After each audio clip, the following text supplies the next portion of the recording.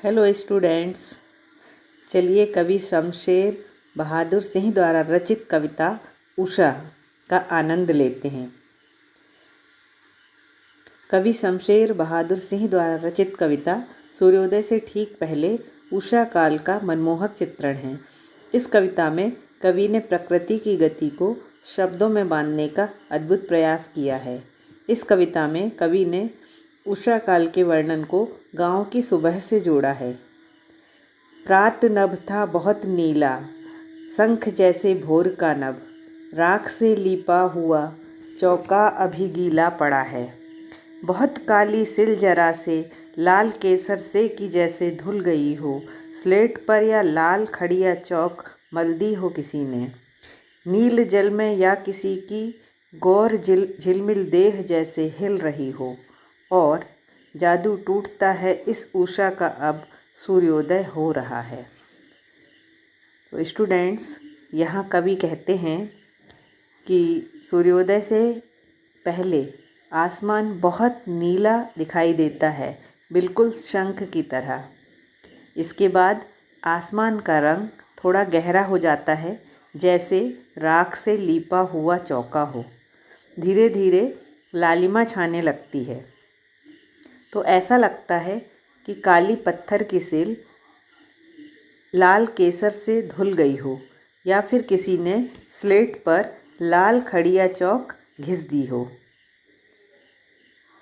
आकाश के नीलेपन में जब सूर्य प्रकट होता है तो आसमान इतना सुंदर और मनोरम लगता है, जैसे नीले पानी में किसी की गोरी देह झिलमिला रही हो। धीरे धीरे सूर्योदय होता है और ऐसा लगता है कि उषा काल का जादू अब खत्म हो रहा है। स्टूडेंट्स, प्रस्तुत कविता में एक ऐसे दिन की शुरुआत है जहाँ रंग है, गति है और भविष्य की उजास है, और है हर कालिमा को चीरकर आने का एहसास कराती उषा। स्टूडेंट्स, इस कविता के पाठ्य पुस्तक के प्रश्नों को देखते हैं।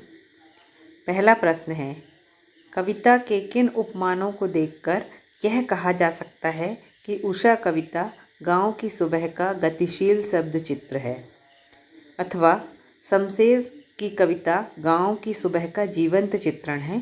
पुष्टि कीजिए। तो स्टूडेंट्स, इसका उत्तर इस प्रकार है। कवि ने गांव की सुबह का सुंदर चित्रण करने के लिए गतिशील बिंब योजना की है।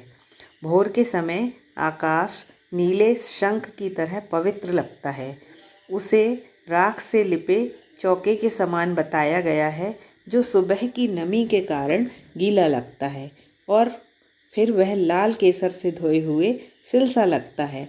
कवि दूसरी उपमा स्लेट पर लाल खड़िया मलने से देता है। ये सारे उपमान ग्रामीण परिवेश से संबंधित है।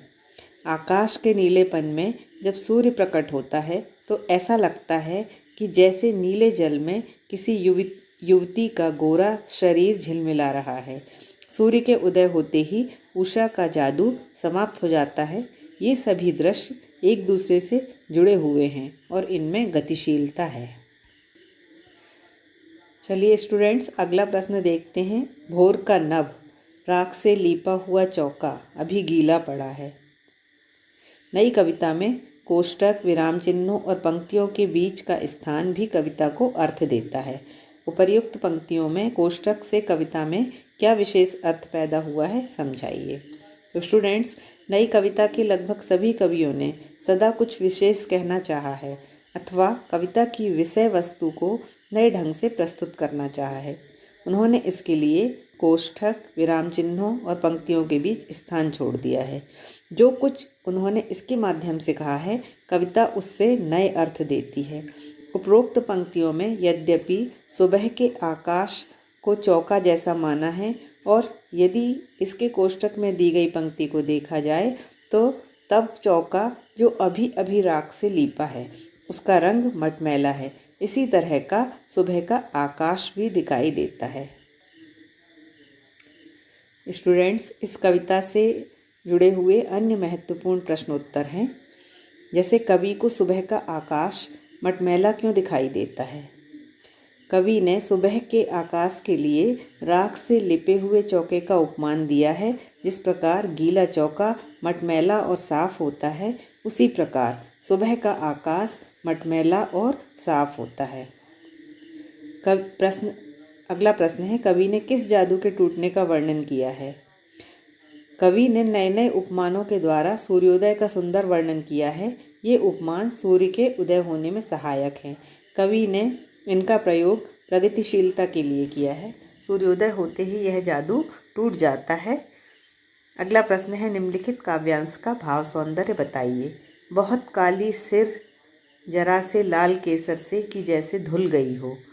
कवि कहता है, जिस प्रकार काली सिल अर्थात पत्थर पर थोड़ा सा केसर डालने से वह धुल जाती है, अर्थात उसका कालापन खत्म हो जाता है, ठीक उसी प्रकार काली सिल को किरण रूपी केसर धो देता है, अर्थात सूर्योदय होते ही हर वस्तु चमकने लगती है।